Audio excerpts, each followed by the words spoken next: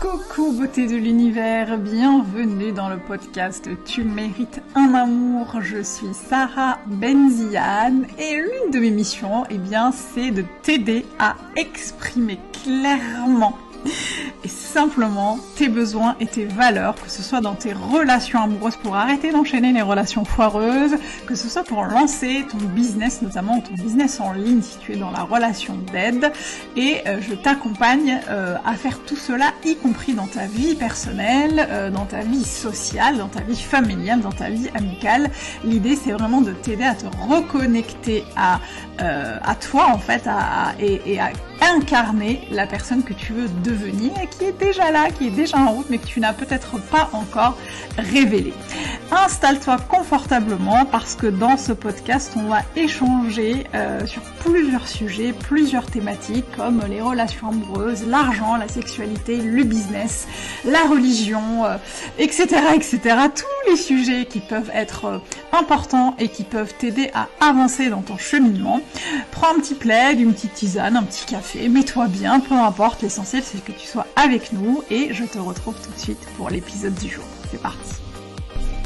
Coucou beauté de l'univers, j'espère que tu vas bien, je suis ravie de t'accueillir dans ce nouvel épisode du podcast Tu mérites un amour et aujourd'hui on va parler des applications de rencontres et si tu me suis depuis quelque temps, eh bien tu sais que c'est l'un de mes sujets de prédilection, notamment parce que après mon divorce j'y ai passé énormément de temps et j'y ai vécu pas mal d'aventures abracadabresques, j'ai réussi à le dire, et puis surtout parce que j'ai rencontré mon mari d'amour sur une application de rencontre, donc j'ai souvent quand même beaucoup de choses à dire sur cet outil qui peut être extraordinaire comme il peut être parfois un peu compliqué à appréhender. Aujourd'hui je voudrais partager avec toi en fait 10 choses importantes vraiment à savoir sur les sites de rencontres.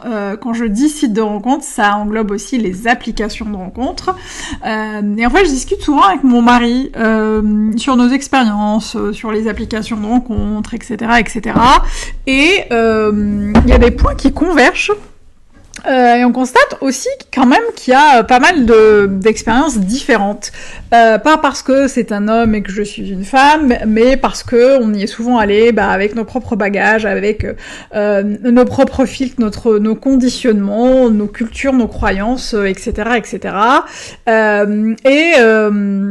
Nous avons parfois des conceptions un peu différentes des expériences que nous avons eues, mais néanmoins il en est ressorti quand même des choses qu'on partage pas mal tous les deux, des choses qui semblent importantes à savoir quand on veut rencontrer quelqu'un, notamment une personne engageante sur les applications de rencontres. Donc aujourd'hui je voudrais partager avec toi 10 choses importantes à savoir sur les applications de rencontres. Mais avant ça, sache que même si mon accompagnement destiné spécial application de rencontre n'est plus disponible, je consacre énormément de temps à parler de ça dans mon accompagnement de groupe Tu mérites un amour. On fait souvent des coachings de groupe et des lives durant lesquels on parle des applications de rencontre, comment se préparer au mieux pour rencontrer quelqu'un qui nous correspond, comment détecter les drapeaux rouges, comment initier les conversations, comment ne pas perdre son temps et son énergie. Donc c'est un sujet que j'aborde régulièrement et si c'est quelque chose qui t'intéresse et que tu as envie d'être accompagné par moi et avec des femmes incroyables, eh bien n'hésite pas à venir te renseigner, je te mets le lien dans la description du podcast. Et sans plus attendre, on passe donc aux 10 choses importantes à savoir sur les applis.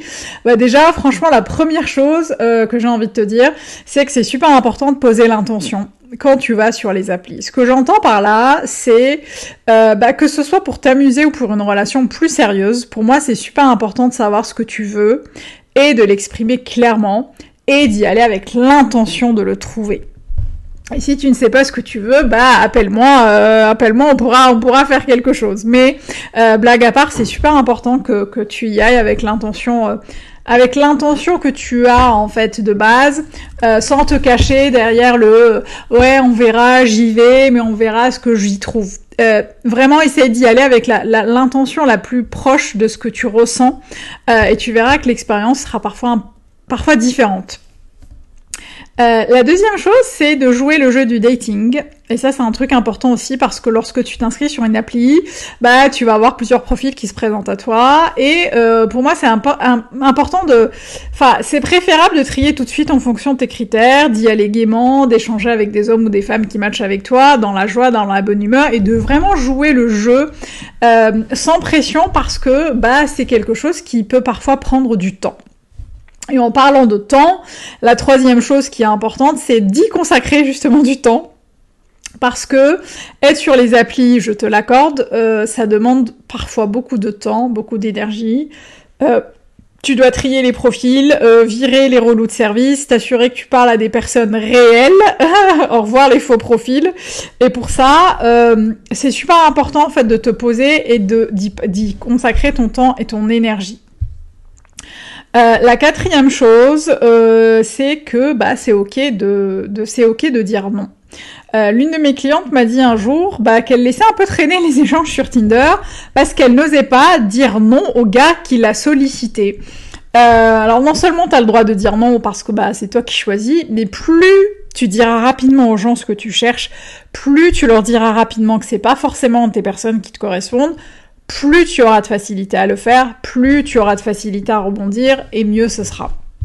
Parce que franchement, encore heureux que tu puisses choisir celui ou celle qui te correspond, et non l'inverse, quoi. Donc t'as le droit de dire non sur les applis de rencontre.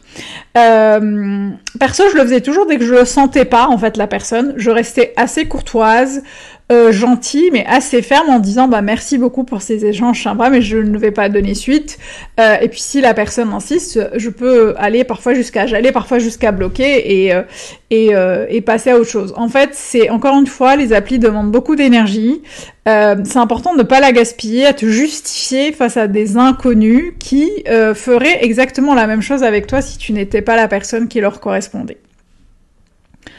Ensuite, la cinquième chose, à mon avis, ça c'est vraiment mon humble avis, tout est mon humble avis, mais là pour le coup, c'est quelque chose que j'ai vraiment intégré avec le temps, c'est que c'était important de tester plusieurs applications. D'une part, parce que tu vas trouver des profils différents, et parfois tu peux trouver sur certaines applications, des profils qui sont plus complets que sur d'autres. Il y a des applications qui permettent aux gens d'écrire des textes plus longs que sur d'autres applications. Donc tu peux tester plusieurs applis de rencontres au début, et ça peut te permettre aussi, par exemple, de voir... Ah oui, ça c'était pas mal, c'est que ça te permettait aussi de voir les fakes, c'est-à-dire de voir des profils avec les mêmes photos, mais avec des fiches différentes. Là, tu sais que y a anguille sous roche. Donc n'hésite pas, notamment si tu commences à t'inscrire, si tu commences à tester les applis, en tester 2 ou 3 et puis avoir celle avec laquelle tu te sens la plus à l'aise. La sixième chose, c'est important aussi, je pense que c'est important de pas avoir de tabou à en parler, à dire que tu utilises les sites de rencontres, les applis de rencontres. C'est vraiment pas un crime, ça devrait pas être un tabou, et ça rend aussi les choses tangibles, ça s'inscrit dans ta réalité, ça peut aussi t'éviter des déconvenus, etc., etc. Et d'ailleurs, je me souviens avoir assisté à une conversation une fois entre deux copines, en fait, qui se sont rendues compte qu'elles dataient le même mec sur Tinder. Donc c'est super important d'en parler parce que du coup ça peut t'éviter des déconvenus et de rendre les choses tangibles. Alors elles évidemment elles ont envoyé gentiment un petit selfie au mec d'elle en fait au mec, donc et puis il a disparu évidemment, il a plus donné de dispo, il a plus donné signe de vie, mais c'est super important de ne pas en faire un tabou. Moi je sais par exemple que lorsque j'étais consultante chez un gros assureur, j'étais en mission, j'étais dans un service digital, informatique, avec j'étais l'une des rares femmes dans le service, et un jour j'arrive au bureau, je m'entendais super bien avec tout le monde, mais je voyais que les gens, les gars, les jeunes là, ils me regardaient bizarrement. Donc j'ai été voir l'un des mecs et je lui dis mais qu'est-ce qui se passe, faut me dire, parce que là tout le monde me regarde bizarrement, et il me dit ouais, il y a machin, il t'a vu sur Tinder, mais de manière hyper honteuse. Et je lui dis ouais, alors c'est quoi le problème? je suis célibataire, je cherche une rencontre amoureuse, et c'est un moyen comme un autre, un outil comme un autre qui va me permettre de rencontrer quelqu'un qui me correspond. Et en fait, j'ai tout de suite vu qu'il avait changé de comportement, parce que j'avais j'avais reçu ça et je l'avais accueilli avec le plus de simplicité, de fluidité possible. Et du coup, il s'est un peu détendu, c'est un peu plus détendu. Et pour la petite anecdote, le monsieur qui m'a vu sur Tinder, c'était un collègue qui était marié, qui avait des enfants. Donc, je pense que de nous deux, c'est pas forcément moi qui aurais eu l'air gêné. Mais c'est pour dire, voilà, c'est super important de ne pas toujours accorder, de ne pas toujours être dans des situations, de ne pas imaginer des situations graves ou de la gravité des choses là où il y en a pas en fait. Ensuite, la 7e chose, c'est que tu as le droit de changer d'avis sur les personnes ou les expériences que tu fais sur les applis. Tu n'es engagé à rien en fait sur les applis. Tu as le droit de fixer un rendez-vous téléphonique et de changer d'avis, t'as le droit d'aller au rendez-vous et de l'écourter si tu ne te sens pas bien, tu as le droit de vouloir revoir la personne que t'as rencontrée rapidement si tu le veux, même le lendemain et de lui dire, t'as le droit d'être déçu et de le dire aussi en toute bienveillance évidemment, tu as le droit de kiffer ton expérience et de la vivre en tout cas comme tu l'entends. La 8e chose, c'est de diversifier les sources de rencontres. Ce que j'entends par là, c'est que moi j'ai fait cette erreur au début en misant tout sur les applis, au point de ne plus sortir de chez moi pour rencontrer des gens dans la vraie vie. C'est que j'étais à fond sur les applis et je délaissais un peu les rencontres dans, je sais pas, les restos, les cafés, les lieux de danse, etc., etc. Alors aller sur les applis c'est bien, franchement c'est bien, mais ça va être important de faire attention à ne pas mettre tous tes œufs dans le même panier, à te renfermer sur toi en étant tout le temps sur les applis. La 9e chose, c'est le fait d'accepter l'échec. Parce que, je sais pas, peut-être que t'as pu le voir, moi j'ai mis 7 ans avant de rencontrer mon mari. Après mon divorce, 7 ans à enchaîner les échecs, 7 ans à enchaîner les relations amoureuses foireuses, et quand tu m'écoutes dire ça, tu dois dire purée, mais c'est hyper déprimant et stressant et c'est triste, mais en fait pas vraiment, parce que si c'était à refaire, franchement je le referais. Parce que tous les échecs que j'ai vécus, c'était des expériences que j'ai acceptées et qui m'ont mené à lui. C'était des expériences que j'ai eues durant tout ce temps parce que j'avais besoin de me reconstruire, j'avais besoin de faire ces expériences-là, j'avais besoin de me reconnecter à qui j'étais, de reprendre confiance en moi, de comprendre quels étaient mes réels besoins, et c'est ça qui m'a amené à lui en fait. Donc je ne regrette absolument pas. Et c'est super important d'accepter que les choses ne fonctionnent pas à tous les coups, que parfois il faille du temps pour rencontrer quelqu'un qui nous correspond. Et ensuite, la 10e chose, et la dernière et non des moindres, c'est le fait de croire en toi et de te faire confiance, parce que tu as toutes les clés en main pour rencontrer l'homme qui te correspond, que ce soit d'ailleurs sur les applis ou pas, mais c'est super important de, comme on dit, trust the process, d'avoir confiance dans le processus, d'y aller en te disant que c'est déjà en route, que l'univers est avec toi, et de surtout profiter en fait des rencontres que tu fais pour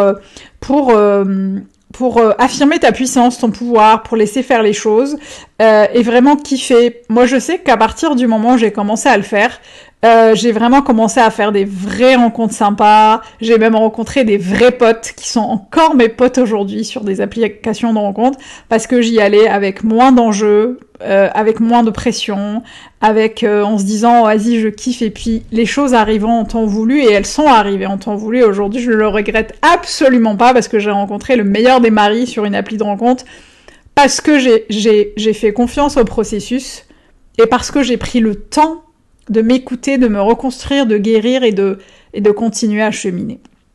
Voilà, c'était les 10 choses importantes à savoir sur les applications de rencontres qui pour moi sont méga supra importantes. Et du coup, je vais te refaire un petit récap. Donc la première, c'est que c'est important de poser l'intention. La deuxième, c'est de jouer le jeu du dating. La troisième, c'est d'y consacrer du temps. La quatrième, c'est que c'est ok de dire non et de changer d'avis. La cinquième, c'est de tester plusieurs applications. La sixième, c'est de pas avoir de tabou à en parler. La septième, c'est que tu as le droit de changer d'avis. La 8e, c'est de diversifier les sources de rencontres, y compris dans la vraie vie. La 9e, c'est d'accepter l'échec. Et la 10e, c'est de croire en toi et de te faire confiance. J'espère que ça t'a aidé. Si tu en vois d'autres, n'hésite pas à les partager avec nous en commentaire. Si ce podcast t'a plu, n'hésite pas à le noter et à laisser un commentaire si la plateforme d'écoute le permet, et à venir me le dire sur Instagram. Je te mettrai le lien Instagram. N'hésite pas à venir m'en parler sur Insta, partager avec nous. J'espère que ça te donnera un peu plus envie en fait de retourner sur les applis ou d'aller ouvrir ton appli pour te dire allez vas-y, je m'y mets en toute joie et en y mettant de la joie et de la sérénité. J'espère en tout cas que ça t'a apporté quelque chose. Moi je te retrouve la semaine prochaine et d'ici là n'oublie pas, tu mérites tout un amour et moins que ça tu prends pas. Ciao.